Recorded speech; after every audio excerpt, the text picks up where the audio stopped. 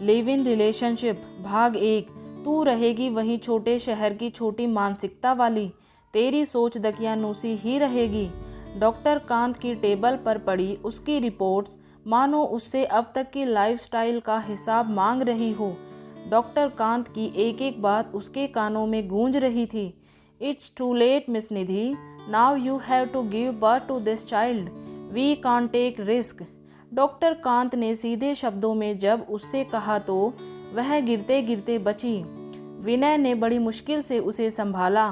कुछ चैतन्य होने पर उसने फिर डॉक्टर से कहा, डॉक्टर कोई उपाय तो होगा, मैं इन सब झंझटों में नहीं पड़ना चाहती। And I can't take afford this child, please anyhow about it. नहीं मिस निधि, आपका अबॉर्शन नहीं हो सकता, इट्स टू लेट नाउ। दूसरे, आपको फिजिकली इतनी प्रॉब्लम्स है कि अबॉर्शन से आपकी जान को खतरा हो सकता है। आपकी बॉडी अबॉर्शन नहीं सह सकती। मैंने दवाएं लिख दी है, आप इन्हें लेती रहेंगी तो समस्या कम होगी। कहकर डॉक्टर अपने कैबिन से बाहर राउंड पर चली गई। उसने विनय की ओर देखा, पर उसकी आंखों में भी कुछ ना कर पाने की बेबसी झलक रही थी। उसने सहारा देकर निधि को उठाया और बाहर आकर एक टैक्सी को आवाज़ लगाई। टैक्सी में दोनों ने आपस में कोई बात नहीं की। घर पहुंचकर विनय ने उससे कहा, तुम आराम करो, मैं ऑफिस जा रहा हूँ। दवाइयाँ टेबल पर रखी है और उसके उत्तर की प्रतीक्षा किए बिना ही वह घर से चला गया। जरूरी दवाइयाँ लेकर निधि बिस्तर पर लेट गई। आंखें बंद करते ही वह आज से 8 वर्ष पूर्व की यादों में जा पहुंची, जब उसका बीए करके टीसीएस कंपनी में प्लेसमेंट हुआ था। अपॉइंटमेंट लेटर हाथ में आते ही उसके पैर जमीन पर नहीं पड़ रहे थे। उसे लग रहा था आज ही जाकर नौकरी ज्वाइन कर ले, पर ज्वाइनिंग 3 महीने बाद की थी। घर में घुसते ही माँ के गले लिपट गई और वह माँ माँ कहा, हो जल्दी से मिठाई बांटो। क्या हुआ, क्यों इतना शोर मचा रही हो, क्यों इतना खुश हो? माँ ने कमरे से बाहर आते हुए पूछा। माँ, आपकी बेटी की नौकरी लग गई है, यह देखो अपॉइंटमेंट लेटर। निधि ने अपना नियुक्ति पत्र माँ के हाथों में रख दिया। माँ की खुशी का पारावार नहीं रहा। पिताजी के आने पर माँ ने उनका मुंह मीठा कराते हुए उसकी सफलता की सूचना दी। पिताजी ने बिना कोई उत्साह दिखाए मिठाई खा ली और अपने कमरे में चले गए।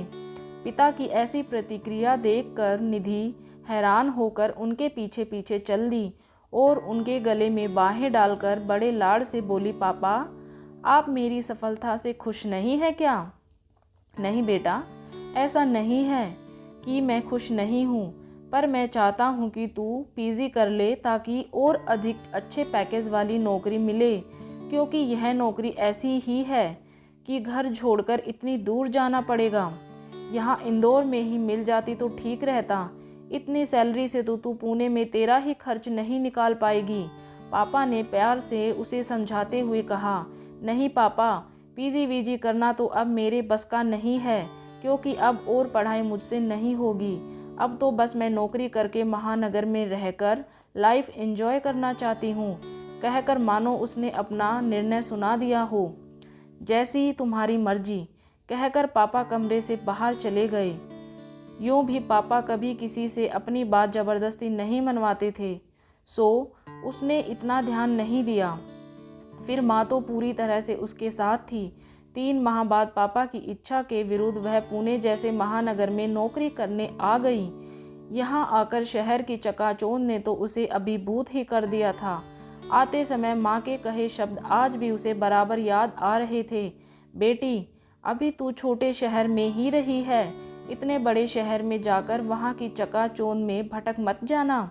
बड़े नाजों से पाला है तुझे, कहीं भी रहना, पर अपने परिवार के मान सम्मान और संस्कार कभी मत भूलना। उफ, वह कैसे यहाँ आकर सब भूल गई और आज इस स्थिति में आ गई। उसका अपना जीवन ही दांव पर लग गया है। उसे याद है वह दिन जब उसके अपने ऑफिस के सहकर्मी विनय से दोस्ती हुई थी। शाम के 5:30 बजे वह ऑफिस से हॉस्टल जाने के लिए बस स्टॉप पर खड़ी हुई थी कि तभी विनय की बाइक उसके सामने आकर रुकी। आइए मैं आपको हॉस्टल छोड़ देता हूँ। नहीं, मैं चली जाऊँगी, आप निकल जाए, निधि ने सकुचाते हुए कहा तो विनय बोला, पानी बरस रहा है, भीग जाएंगी, संकोच मत करिए, आइए बैठ जाइए, ऑफिस का ही बंदा हूँ, विश्वास तो कर ही सकती हैं आप। जब विनय ने इतना आग्रह किया तो वह टाल ना सकी और उसके पीछे सीट पर बैठ गई। किसी पुरुष के पीछे इस प्रकार बैठने का उसका यह पहला अनुभव था। उसका रोम रोम उस समय खिल उठा था। मन कर रहा था यह सुहाना सफ़र कभी समाप्त ही न हो। पर कुछ ही देर बाद विनय ने बाइक रोक दी तो मानो वह नींद से जागी थी। हड़बड़ाकर नीचे उतरकर खड़ी हो गई। हॉस्टल के बाहर उसे छोड़ते समय विनय मुस्कुराते हुए बोला, जब भी ज़रूरत पड़े याद करिएगा, बंदा हाजिर हो जाएगा। निधि ने खुशी से मुस्कुराते हुए कहा जी, और पर्स को हवा में झुलाते हुए अपने कमरे में पहुंची। आज न जाने क्यों उसे मन ही मन बहुत अच्छा और अलग सा महसूस हो रहा था।